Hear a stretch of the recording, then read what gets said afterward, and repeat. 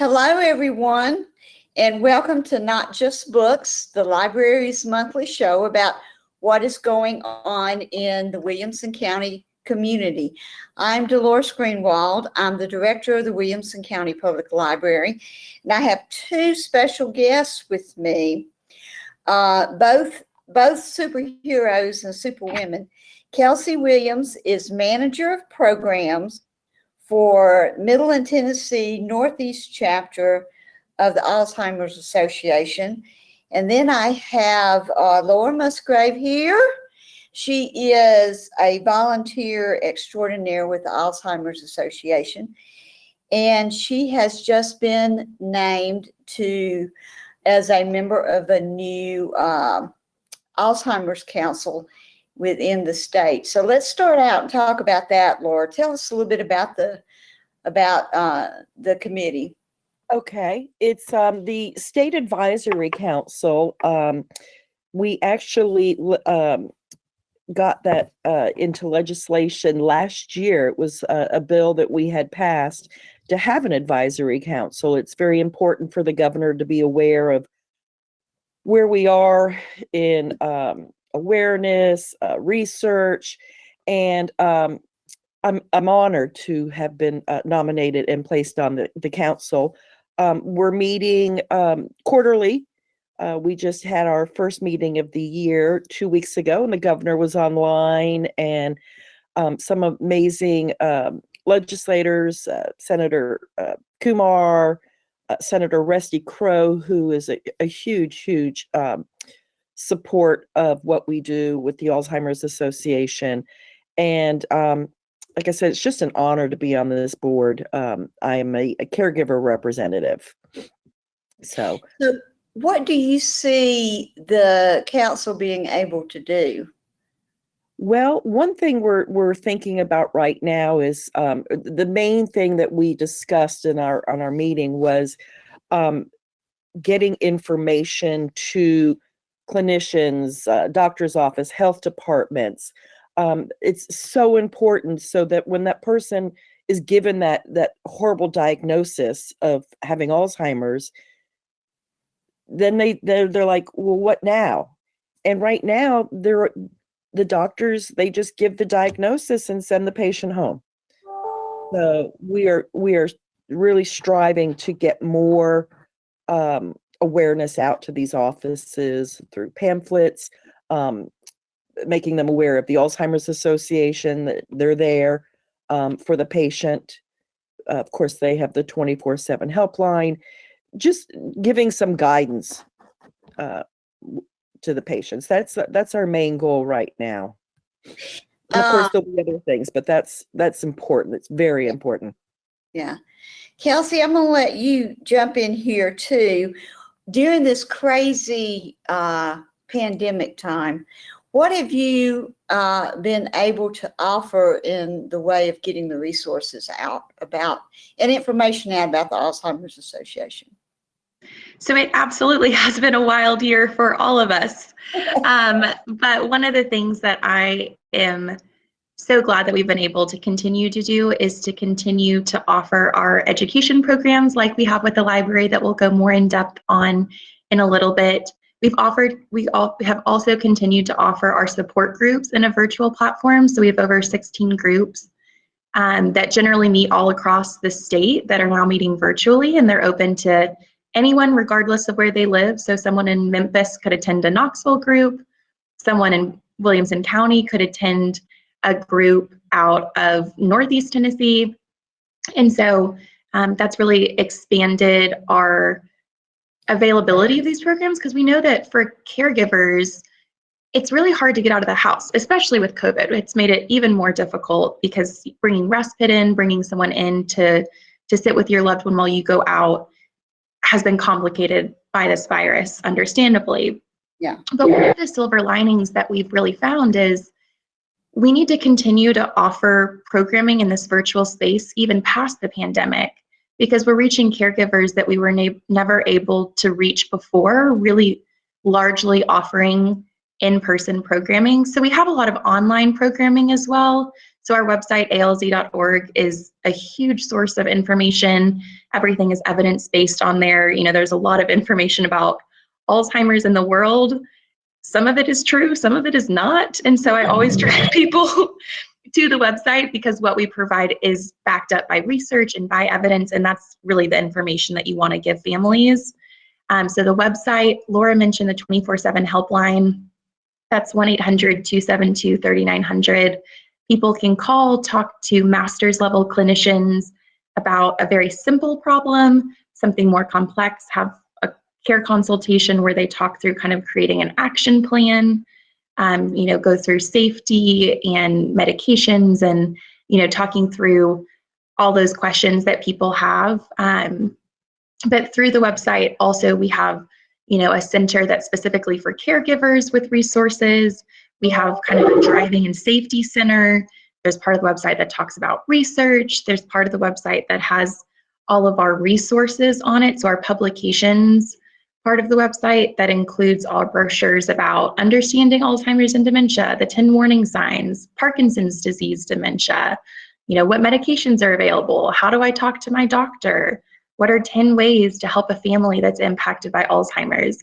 It can be overwhelming. We have lots and lots of resources, but people can always call the helpline. They can contact me directly. They can go to the library, who can get them in touch with me or Laura, and we can give them the resources specifically for them that would be helpful. So when people are overwhelmed, we always want them to know that they can come to us directly, and we can sort through what might be most helpful for them where they're at.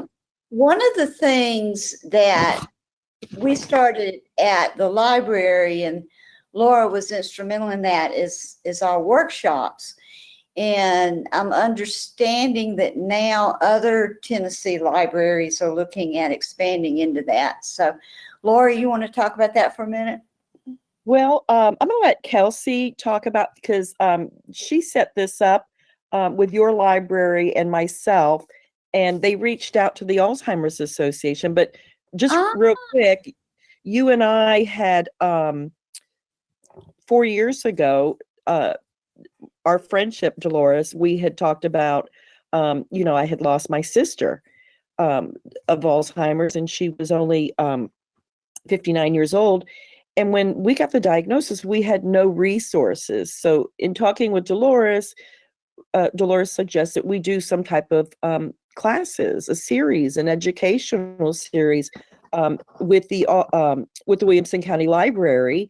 And I connected the Alzheimer's Association. As a matter of fact, the first time we came together, there was a speaker, a doctor from Vanderbilt, that was speaking at the library. And Dolores was gracious enough to invite the Alzheimer's Association in, and we set up a table. And we brought in brochures, and that was our first connection. And then, we worked together, and we came up with the educational series, which is in its 3rd year. And just, it's helping so many people. I remember the first class we did, we had a cutoff of 60 people. We had a wait list. There were so many people that wanted to attend. We started with just an hour class, and now we're doing 90 minutes. It's still the hour class, and then 30 minutes for question and answer. We call it the Alzheimer's Lunch and Learn series. And but just recently, the state reached out, and I'm going to let Kelsey talk about that because it's so exciting. So I'll jump back a year first, because y'all have done such an incredible job with Williamson County that last year, one of our volunteers who lived in Brentwood saw what you guys were doing in Williamson County and was like, hey, the Williamson County Library is doing this. The Brentwood Library needs to do this. So she set up a meeting with her and me and the staff at the J.P. Holt Library. And so we sat down thinking maybe we were going to pitch one program, see how it went. The Williamson County, we've had this many month series, but that might not be what they were looking for. And right away they were like, okay, yeah, let's do a 4-month series. Let's start it in March. And we did the first program, and then COVID hit. And we continued But then we continued the program virtually. We actually ended up expanding it beyond the initial 4. I think we ended up doing 6 or 7 months because we were able to offer that virtually, and a lot of the typical programming couldn't transition. And so it kind of filled the space of the library while also providing really important information for the community.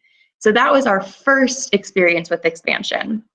And then one of my colleagues, Greta Brown, who's our program manager in Memphis, she had seen this great thing we were doing with the library.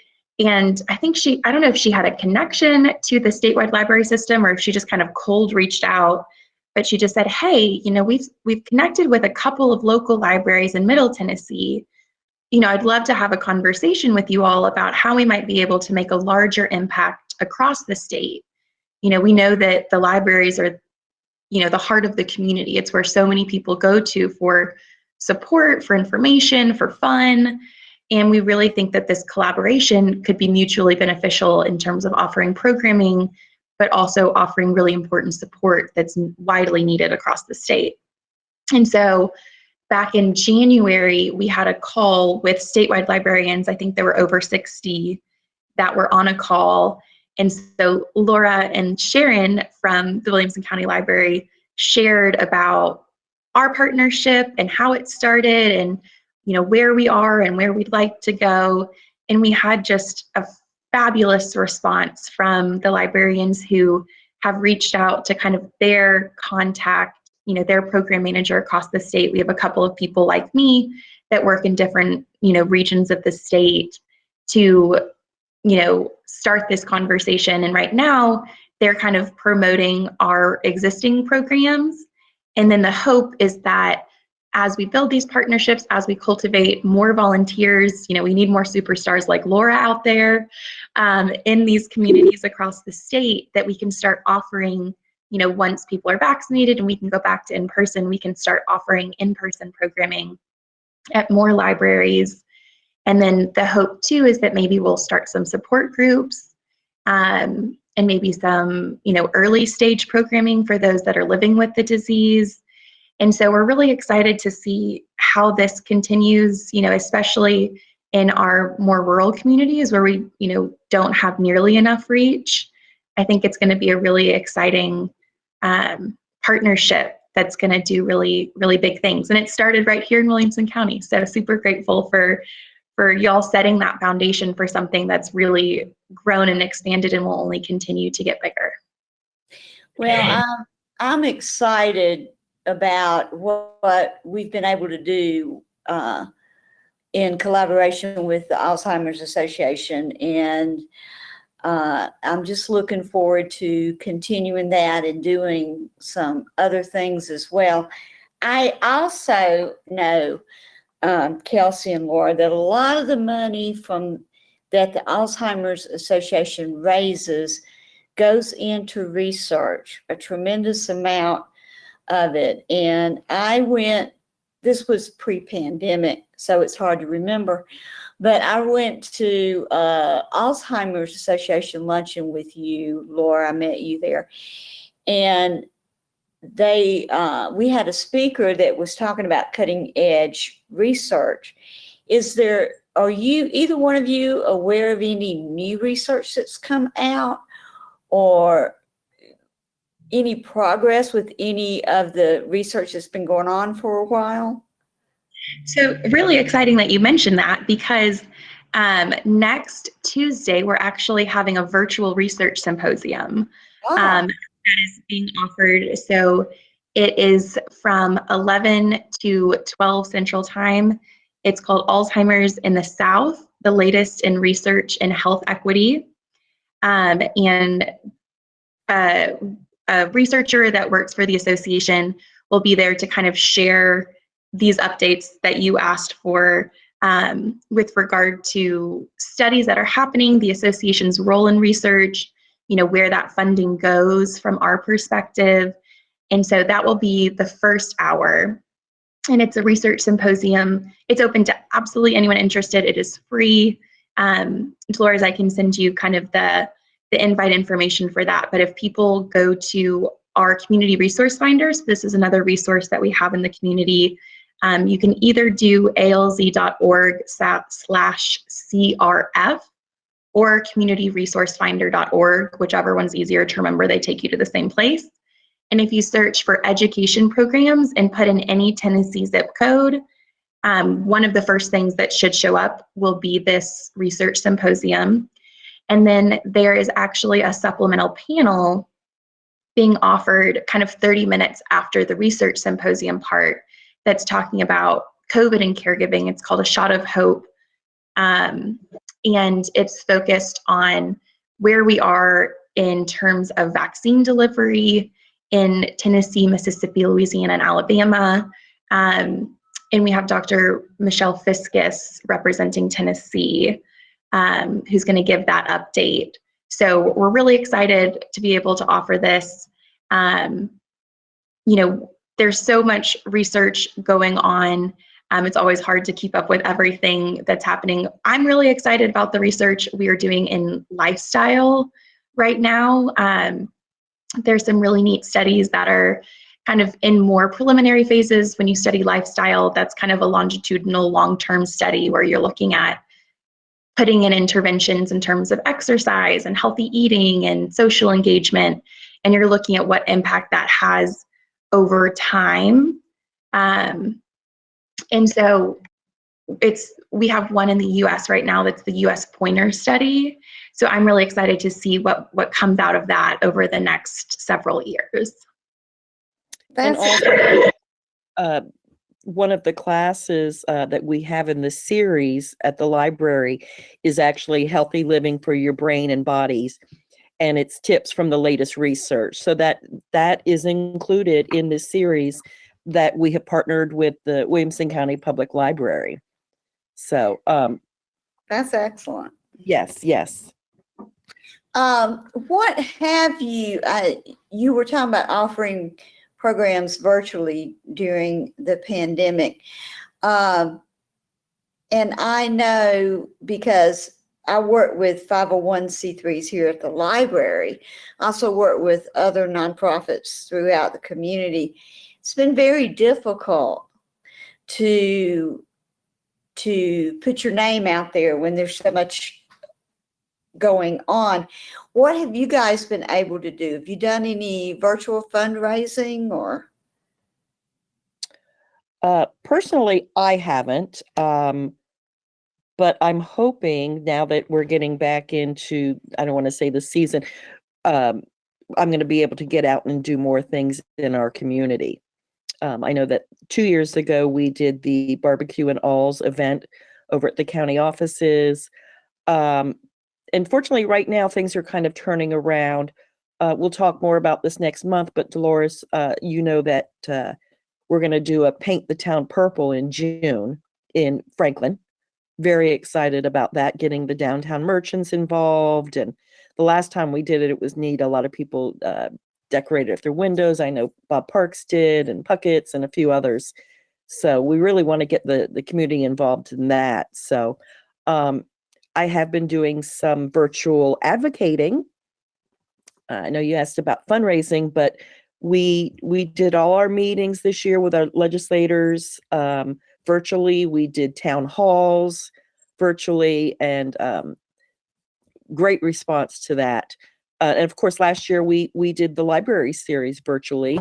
We're going to continue this season of the series virtually, and hopefully, maybe next month or before the end of the series, we'll be able to be back in person at the library. Yes, we're talking about opening up to in-person programming either the end of this month or first part of May. So we're getting there. That's okay. We're patient. We're still going to continue the classes virtually. And when you're ready for us, we'll be there. I'll add on to that. Do what, Kelsey?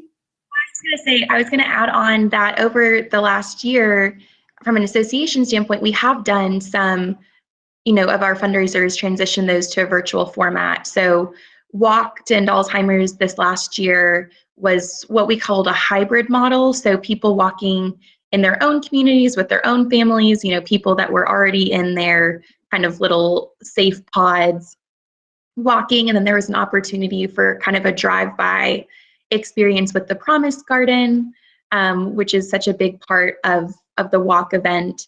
And then the longest day too is kind of already, I don't know if virtual is the right word, but the longest day is our DIY fundraiser that's centered on the summer solstice.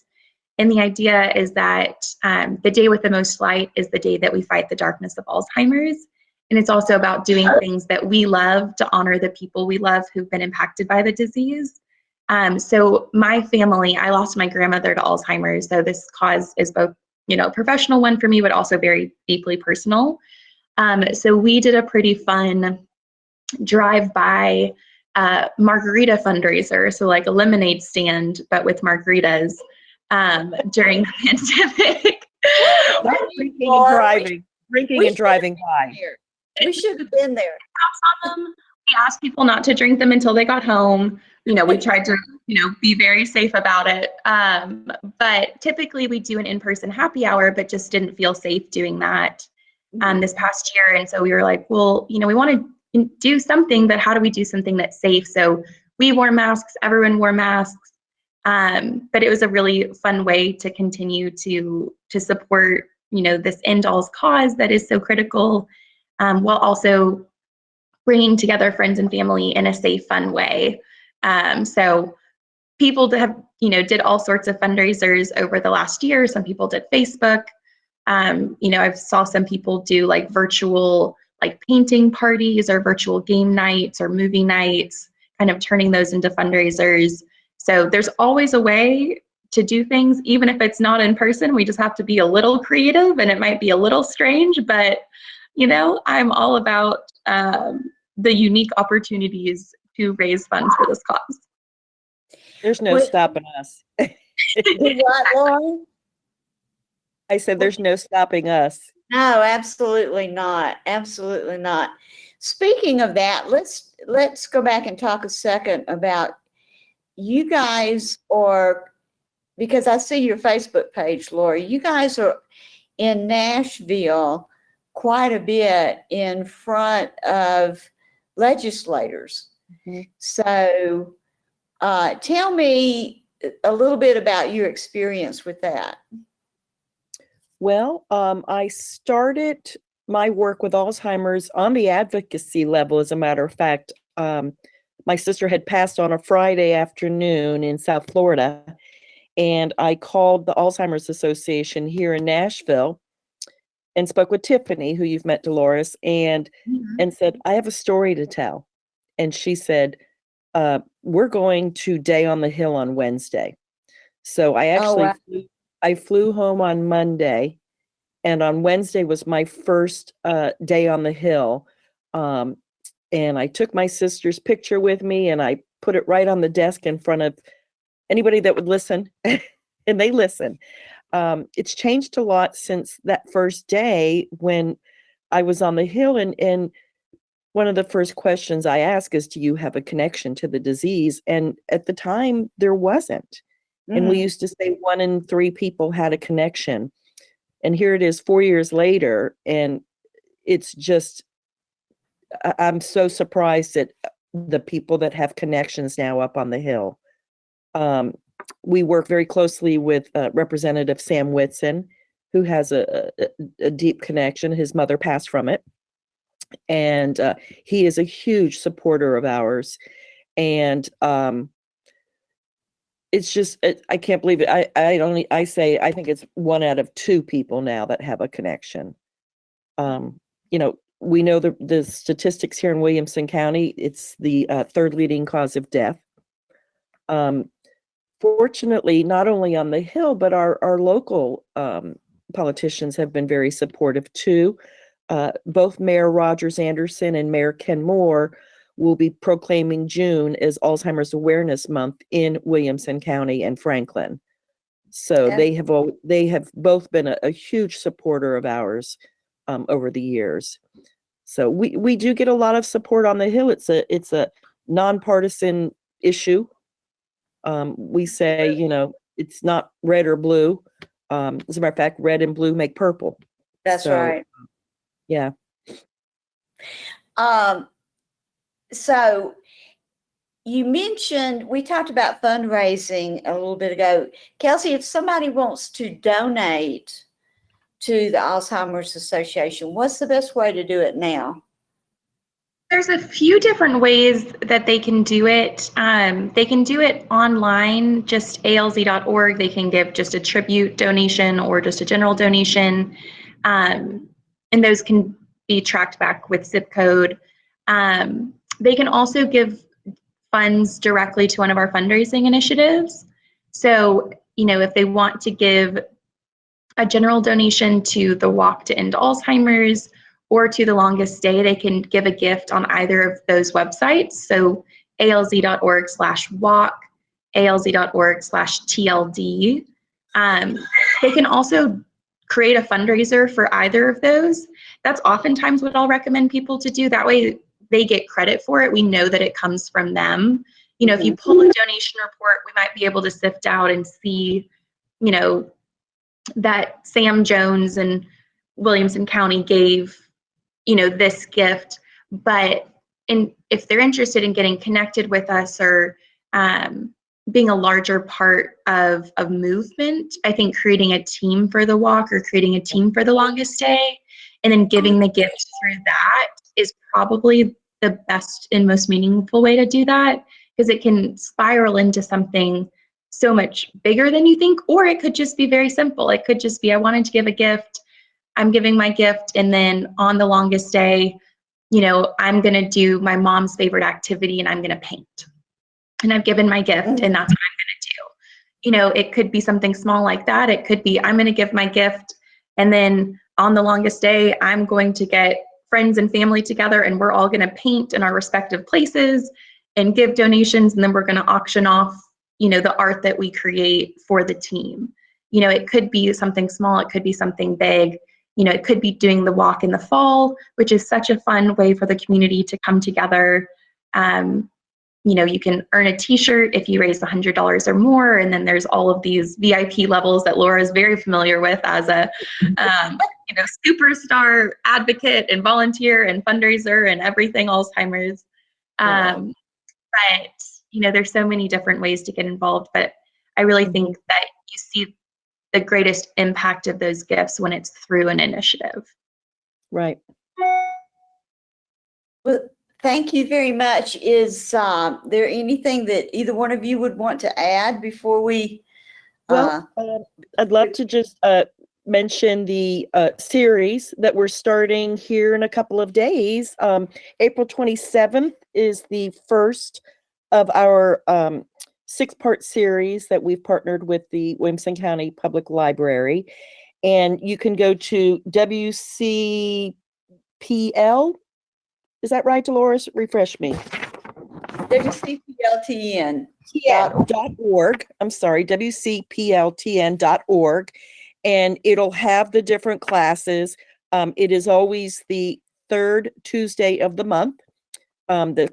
The class starts at 1:30 to 2:30. And then, of course, we have the 30 minutes afterward for questions and answers. And they're very, very informative classes. Everything from understanding Alzheimer's, the 10 warning signs. They also have a legal and financial planning. And we actually have an elder attorney that speaks in that. I'm excited for our first class this series, Dr. David Hutchings, who lives here in Williamson County. He's amazing. He's going to be hosting the first class, Understanding Alzheimer's and Dementia. And I don't know if you've ever heard him speak, Dolores. He is amazing. I'm so glad that we have the connection with him. And then maybe you'll see my face on one of these classes. Well, I hope so. Laura does a fabulous job leading them.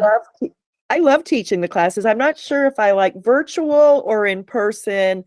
I love both, but I'm still getting used to the virtual. I think I might prefer in person. You do a wonderful job. But as a quick clarification, it's the 4th Tuesday of the month. So this. Oh, I'm sorry. Yes. So the one in April is the 27th. Yes. our first program of our 2021 series at 1:30. So would love all of you to join us. Yes, and I want to give a shout out to Sharon Riley, your research librarian, Dolores. We have worked with her since day one, and she just is so passionate about this and helping, and she's learning, right along, and she does the brochures up for us, and I hope to get these brochures out to even more places, but they are at the library, which will give a little synopsis of the class and the times. But she is just amazing. She brings down a whole cart full of books on Alzheimer's and dementia. And again, thank you for your support in this too, Dolores and Kelsey. You're amazing. I'm so grateful to you, Laura, to you, Dolores. We couldn't do any of the work that we do at the Alzheimer's Association without volunteers like you, without community partners like the Williamson County Library. Well, We rely so much on community partnerships and other people sharing what we're doing and partnering with us to support more families. So just beyond grateful, because y'all are really the heart of how we're able to make the impact that we are. Thank you. And what you guys do is so important in the way, not only in the way of research, but in just support for families that are going through this, because it's such a horrible experience. And to know that, there's a support association for you is wonderful. And we have enjoyed our partnership and look forward to many other great things. And Laura, thank you so much for joining me today. Thank you for inviting me. Or did I invite myself? No, Dolores, thank you. And Kelsey, thank you for being here too, honey. Of course, always a pleasure. Thank you. And Williamson County TV, the people in the background. Oh, yes. Thank you so much. And until next time, enjoy your world and read. Bye.